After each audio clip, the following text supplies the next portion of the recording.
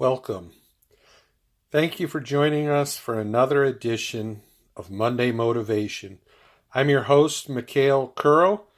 Again, today we will be joined by our speaking panel of Pastor Dave Parker, Lisa and Mike Bouvet, and Janet Broadwell. Today we're going to focus on the topic of listening to our bodies, our minds, our spirit.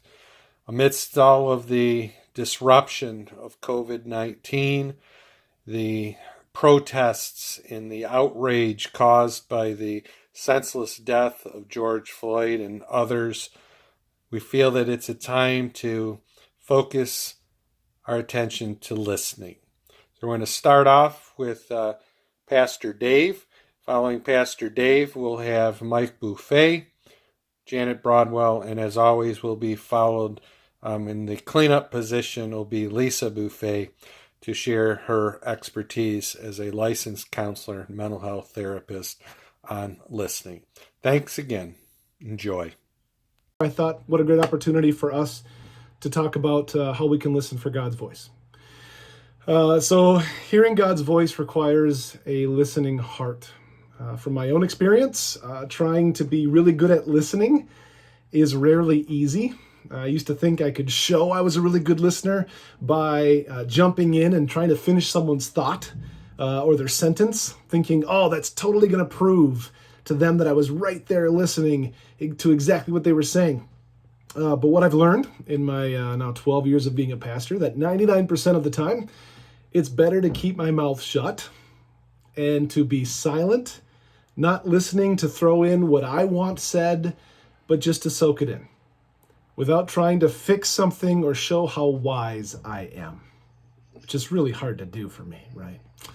And I was thinking about this earlier this week. I was wondering how often I probably do this with God. How often do I cut God off? Assuming I already know what's going to be said, do I try to put words in God's mouth? So I think the art of listening, especially to God, or for God, invites me into a world that I'm not necessarily comfortable with, and that would be a world of silence. The need to quiet my heart and embrace the stillness, I think, allows me to truly let God be God and let me take a back seat, which is good for us to do every once in a while. So silence asks me to close my mouth and open my heart. The first few moments of silence, I think, are always the toughest, right?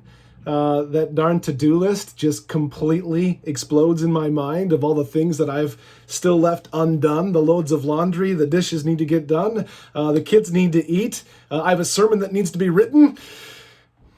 And after I kind of break through that to-do list, of course, then my mind gets distracted with other things, counting the 17 pieces of lint on the carpet, thinking, when was the last time I vacuumed, or whatever enters into my mind. It's that fight against the distraction. And what I find is in those moments, to start with a prayer, to say, Jesus, help me to focus wholly on you and to hear you. I say his name a few times. My mind, body, and spirit kind of embrace that silence as a gift. And as my listening gets better, as it sharpens, I realize that the listening part has its own beauty, its own rhythm to it. And it's in this place when I'll ask God, what's on your heart? And I'll wait. Sometimes I hear nothing at all.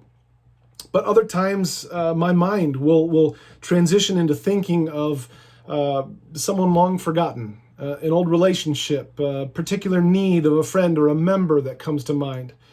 When my mind drifts to politics or social justice issues, I often pray for God to just kind of peppering him with questions, right? Why does this matter to you? What's your perspective? How can I serve you? At times I feel compelled to pray, maybe to serve or to give. Other times I just kind of sit and be present. Kind of gain some of that awareness of what's important to God. So it's these moments that have taught me that, God is passionate about the poor. He aches for justice, and he longs for relationship. And I've learned more and more how God desires his love to be made known, not only in the world, but also in me. And taking the time to listen forces me to also learn patience. I mean, nowhere in the Bible does God commit to running on my schedule, which I really disagree with that. Nowhere in the Bible does it say, God's going to fit into my time frame and answer things when I would like them to be answered. Wouldn't that be awesome? But I do believe God does answer prayers. Sometimes in the moment and other times in waiting. And waiting isn't easy, and that's where I learn patience. And it's not always the answer I want to hear, but it does... Learning to hear, recognize, it just helps me discern the ways in which God isn't always snappy in my own time. But in the waiting, God works in me and through me in ways that I can't see right away, but I definitely see in the long run how it's shaped me into a different person. So that's the kind of theme, the pearl of wisdom. I don't know if it's wisdom, but the pearl I wanted to share with you today is the importance of, in the midst of everything that's going on in our lives, both personally and in our community and across the world, there's an opportunity for us to be listening not only to one another, but also for God, to put aside our thoughts and agendas and just listen with an open heart, kind of removing ourselves from that and just being. And I think there's a great opportunity that, gosh, if more of us did that, I think we would start to be able to listen to one another, and what a world that would be. So your homework, if you so choose to do so, is to reflect, in what ways can you practice listening to God this week? And then when you do pray for patience, first of all. And second, that God will reveal what's important to God. I think that'll be a great opportunity to experience this week. That's all. Thank you. Hi, I'm Mike Beauvais, physical therapist, and today for Monday Motivation, we're going to talk about listening, specifically listening to your body. And this is in regards to recovering from injury or illness. So when you're trying to recover your functionality and restore your strength and motion, there's a few things that you need to keep in mind. There's no substitute for time. That's the most important to start with. You can't speed the calendar up, you can't speed the clock up. I may not look like it, but I've been doing this for 40 years and I still haven't found that magic pill or that magic bullet to help speed up time. So you need to be patient, and the longer you have had something, the longer it's going to be for you to improve it. So whether you make good use of professional services or try to do self-treatment, be patient. Your body does want to heal itself. It just needs the right environment and the right ingredients to do so. So there are three things to keep in mind with the healing and restoration process. Number one, you want to avoid and curtail those activities that you know can aggravate the situation. So number one at the top of the list is to rest. Rest enough to first get started on the healing process, and then rest enough during the healing process not to upset the apple cart. Second one is you're going to want to decrease inflammation if there's pain involved. So if there's a lot of pain involved, something or some things are inflamed, and you want to reduce the inflammation. You can take over-the-counter, non-steroidal anti-inflammatory drugs, or your doctor may prescribe anti-inflammatories. Please take them. Make sure you make good use of medication. Don't worry about getting hooked on anything. It's strictly short-term. And unless you have other underlying medical problems, which your doctor should know about by now, the prescription strength anti-inflammatories are important. And then the third thing on the list is to make sure you either avail yourself to professional services or you do some sort of self-treatment that might be unsupervised. That way you'll be able to recover your motion and your functionality and your strength. So let your body be your guide. That's the important underlying aspect also. And a lot of the things that I see as a physical therapist end up being self-limiting phenomenon. And what I mean by that is a patient might come to me and say, how much am I supposed to push through the pain? And how much am I supposed to do? And how tired am I supposed to get? And am I supposed to be sore? And I tell them this: it's important that you recognize and listen to what your body's telling you. So it's not critical to go all the time. It's important to limit those things that your body tells you should be limited. So listen to your body. The next is make sure it's a progressive program. So whether it's progressive resistance when you're trying to gain your strength, or progressive stress that you put on your body in order to condition yourself, give it time. Make a progressive program out of it and increase over time. And then lastly, what is this with the no pain, no gain saying? Well, I like to describe it like this. If you have a scale of pain, you have discomfort at one end and torture at the other end.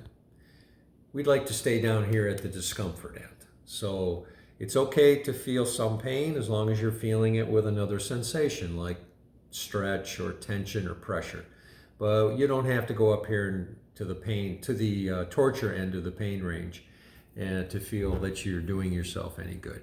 So to review, listen to your body, heed the warnings, heed the need for rest, make sure that you give yourself time to recover and to regain your strength, and let your body be your guide.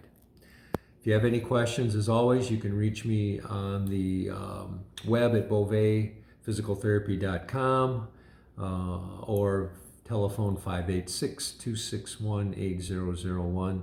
Thanks, and be safe. We listen with our ears, and I'm sure not only myself and not only our family, but with all the current events, the COVID, the staying at home, the George Floyd situation, racial discrimination, and then suddenly we're told, well, you don't have to stay at home, which is great. But that causes anxiety. That causes like, well, okay, now what do we do? What, what's safe? What do we do? I don't, it just causes us anxiety, not only internally, but also with our families. Okay, so here we go. This is where it's going to get tricky for the Broadwells over here. I'm going to try to share a screen, and hopefully it'll work. Oops, I can't do that because permissions won't allow. Okay, so I'll just talk then. Wait a minute, I can share. Let's see if we can share your screen. Go ahead and talk for a moment. Okay, so anxiety, when you're anxious, when things are out of your control, which they're always out of your control anyway, but we can try to garner a little bit of that control. It causes digestive problems, it causes emotional problems, it causes all sorts of things. If you can get to a place to try to decrease that anxiety, it will lessen the muscle aches, the muscle tension. It'll lessen the digestive problems. It'll lessen depression, anxiety, all those other things. And like Pastor Dave was saying, it's very hard to be mindful, to be in a mindful place, to be able to listen. And especially silence is very, very hard to achieve and shut everything out. But you can't effectively listen if you've got all this stuff going on in your brain. So you need to focus on one thing. Pastor Dave was talking about focusing on prayer. That's a great method that should be at the forefront. That should be our go-to at all times. Sometimes another way that we meditate or we find it easier to be mindful when things are stressful, or you need to have a little bit of relaxation, a little bit of escape from our world and all the noise that's going on around us. We listen to music. Music has been shown to decrease anxiety, increase those good dopamine hormones that make us feel good. And through this music, the melodies, the notes, and sometimes even the words have meaning. And those artists that compose these songs, especially in the 60s and 70s during the time of the Vietnam War and civil rights movement and all the things that were going on in the 60s and 70s, there was some great, great music that came out of that. So us being the age that we are and remembering and reflecting back on that music is classic to us. It's something we refer to all the time. It's something that can help bring us peace. It takes us back to a memory that was a more peaceful time for us personally. Socially, it was not peaceful, but just the memories of hearing that music takes us back and kind of brings us back to a center, brings us back to a mindfulness. And I found it the easiest myself. If I really, really want to listen to something, if I really, really want to pay full attention and close everything out, I need to close my eyes and just use my ears and focus on that one thing.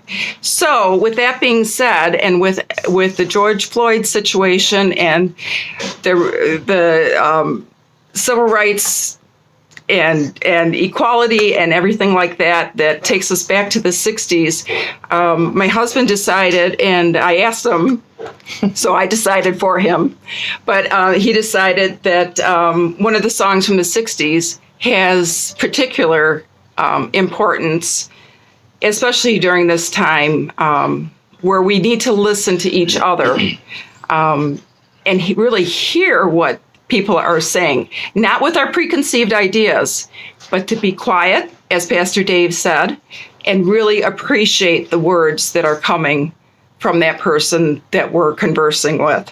So I'm going to hand it over to my husband. You may have heard the song before. You may not have. It's very appropriate for today. And I'm first going to sing it, and then I would like to read the lyrics because I've known this song ever since I was little, but I never really paid attention to lyrics. And if you hear what the lyrics say, it is like spot on. So here we go.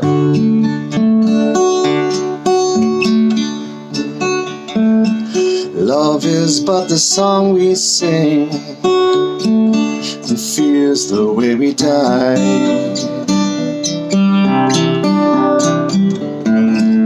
You can make the mountains rain, make the angels cry. Know the dove is on the wing, you need not know why.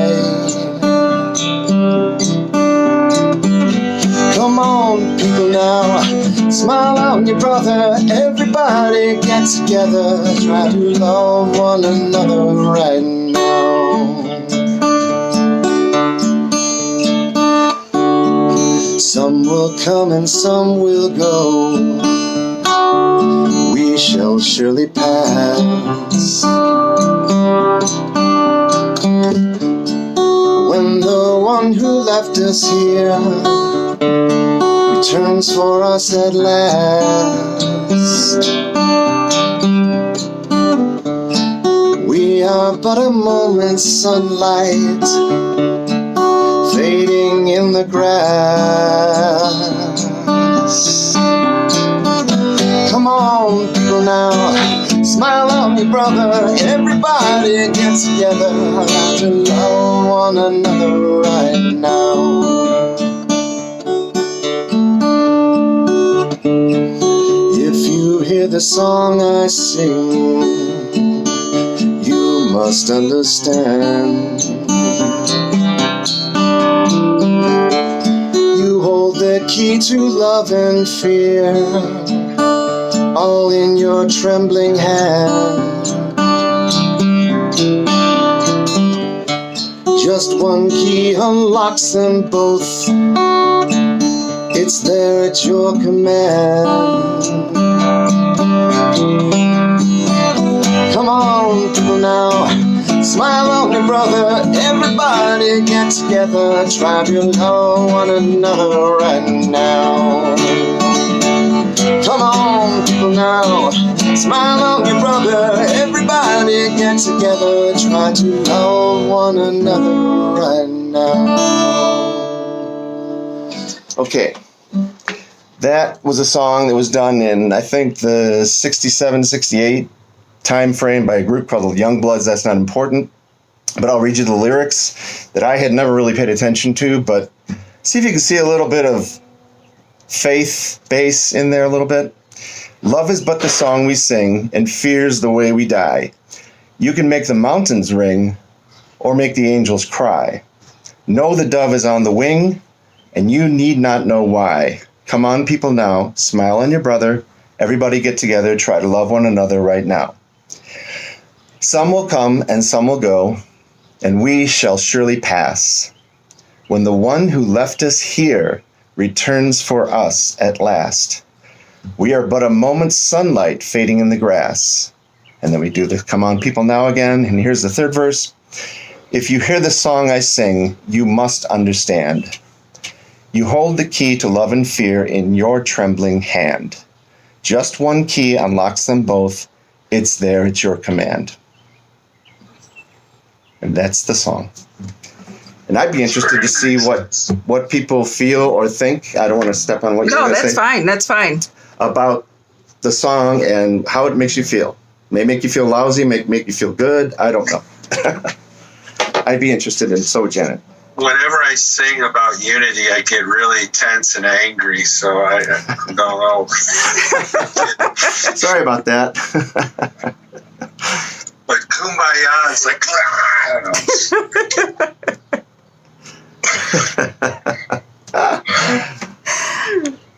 You gotta unmute yourself if you want to share your thoughts, please. Does anybody, first of all, does anybody recognize the song? Does anybody remember that? Yes. Yeah. Oh, yeah. I'm old enough. Yeah. Yeah. No, it's great. It's a great tune. It's very appropriate. It's very appropriate. Not only today, it's one of those timeless ones that, I mean, it's applicable all the time. Mm-hmm. So I was just amazed at how many things in there were really applicable to church. I mean, the one who left us here will return for us at last. I never heard that. I don't. Yeah. So I guess we weren't listening like we should have. There you go. So anyway, in short, it's really, really hard to listen. It's hard to listen, especially to yourself, as Michael was saying. And we just need to take that time. We need to take that time not only for ourselves, but for the others around us. Because if we're feeling stressed or anxious, or our bodies aren't working the way they should be, we're not only cutting ourselves short, we're cutting short all those people around us. That because our cup now is not full. If we can fill our cup through prayer, through meditation, taking care of our bodies, reducing pain as much as we can, eating good food, drinking properly, and just taking care of our brain as well, listening to other people, I think that might be helpful. It's hard to remember that when you're feeling stressed.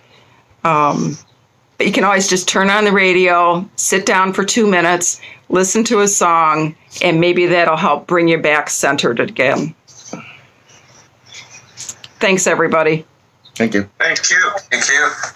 Yeah, thanks for the song. Wonderful. So today, if we look at listening as one of the biggest, most important components of communication, it becomes a bigger deal. We don't think, when we think of communication, as listening being that important. However, listening is an active process. Okay, it is the process of truly being present and engaged with another person. Now, notice I said present. I didn't say through email or text. This is a face-to-face, which is one of the reasons I like doing what we do here, because it is important to see one another and be totally engaged. How many of you think that you're very good at multitasking? I'm here to tell you that there is no such thing as multitasking. Our brain is a phenomenal organ. It makes us think that we're moving and talking and doing a few things all at the same time, when in reality, it's actually just zinging through each little thing. And I often tell people the story, and I am probably the last person who continues to iron, but I often iron and watch television and maybe throw in a dozen cookies in the oven, all at the same time, because I am a phenomenal multitasker. But I will also tell you that that first dozen of cookies in the oven is often a little browner than I wanted them to be. And if I hold up my shirt or my husband's shirt, I typically have to do a few touch-ups on the iron. And if I'm watching TV, thank heaven for rewind, because I'm pretty sure I've missed something. So it tells us that when we're trying to do too many things, we're inefficient. And often we do that when we're trying to listen. Oh, I can listen and do this. I'm paying attention. And that's typically not true. Okay? When we do things like that, we actually lose an important part of the conversation. So listening is actually mindfulness. It's a mindful way to enhance communication. So there are typically four types of listening. The first one is appreciation, which was great because we think of appreciation when we think of music, right? And so we listen for appreciation's sake. The second thing is empathetic listening, all right? That is when we really show caring and concern, all right? The third one is comprehensive listening. That's when we're listening to understand, maybe directions, that sort of thing. And the last kind is critical listening, where we're thinking that we need to evaluate and analyze. When we put all four of those types of listening together, we actually have good communication. Because we need to use all of those types of listening for many conversations. So how do we become a better listener? Well, the first thing we have to do is be careful of expressing judgment. Okay? Our goal is simply to hear the other person. When we do all of those mindful things, it's easier to try and just focus on our goal.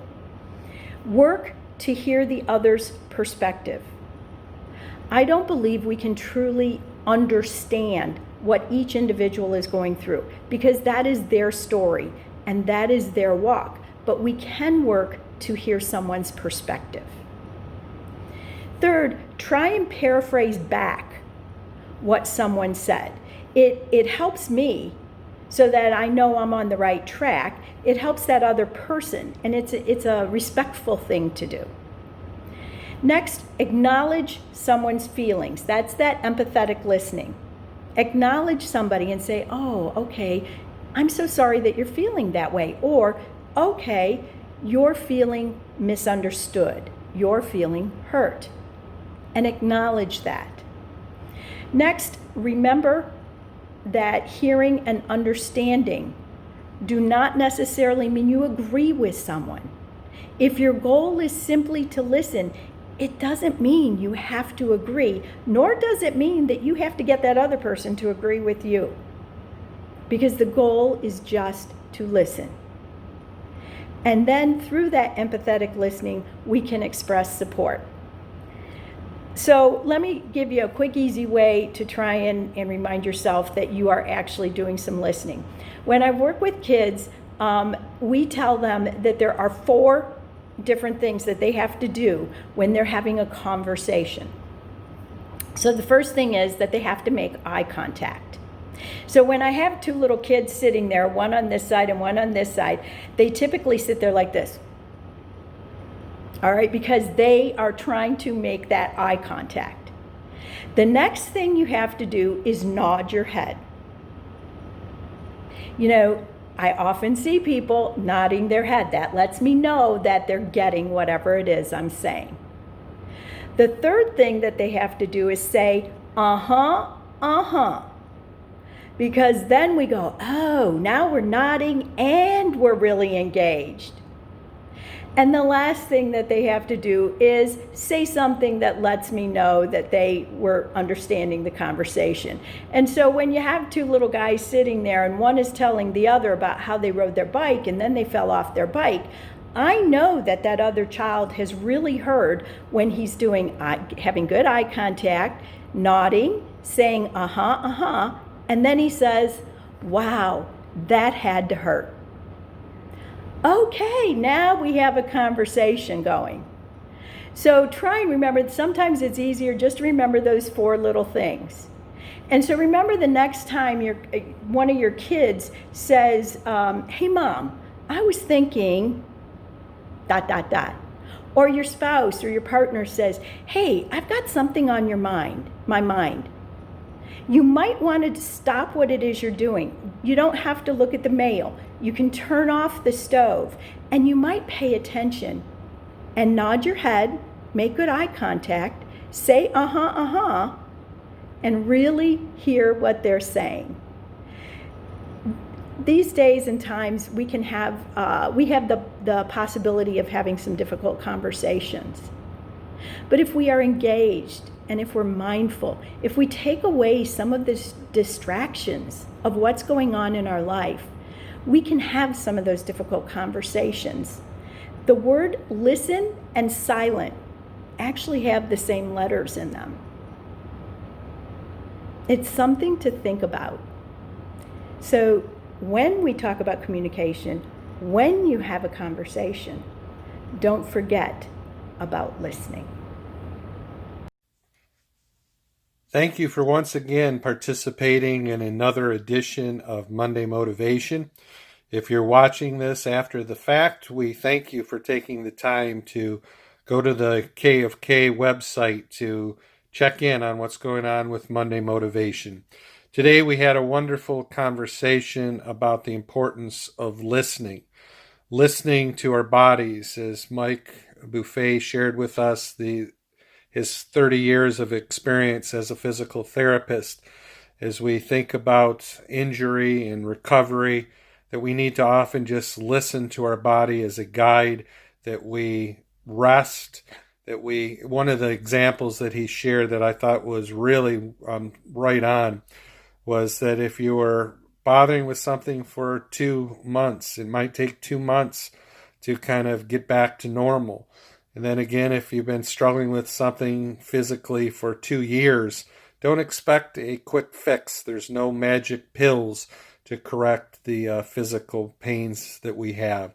So rest, stopping anything that's agitating the injury, and then using ice and exercise appropriately. The old adage of no pain, no gain.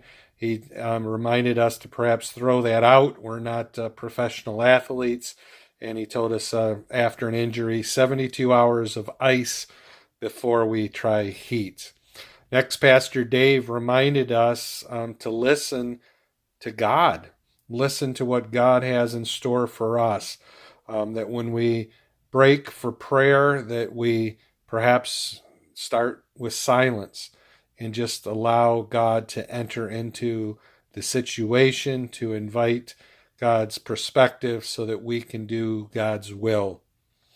Finally, Janet and her husband Mark shared a wonderful protest song with great lyrics, just to kind of remind us that even in the late 1960s, so long ago, people were struggling to try to make sense and to try to move forward in building a more perfect union. Finally, Lisa again reminded us in her talk about the importance of listening to one another, to going into that conversation, to have as our goal to really just listen, not to try to change one's mind, not to try to get some point across, but to listen to their perspective.